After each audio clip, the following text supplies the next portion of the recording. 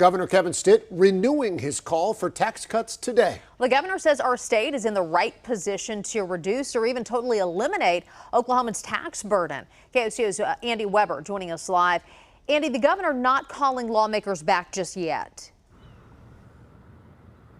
State lawmakers as high up as the Speaker of the House say they suspect the governor will call a special session to pass some sort of tax cuts. But during our conversation today, the governor says he's still weighing his options. A real question on a lot of lawmakers' minds is, will you call a special session to ask or to push for these cuts? Will you do that?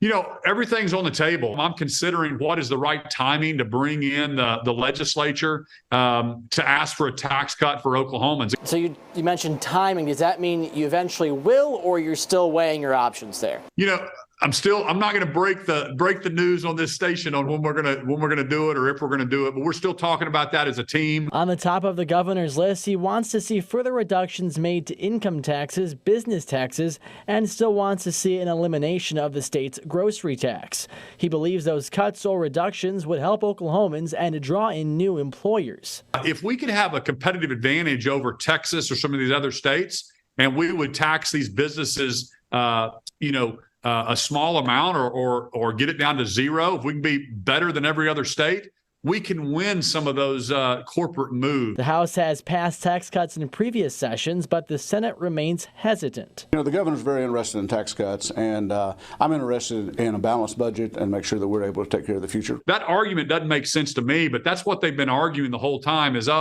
even though we have a budget surplus this year, let's spend this money and hopefully we'll cut taxes later. If you got this much, let's invest certain things, but then let's give some of that back to the taxpayer.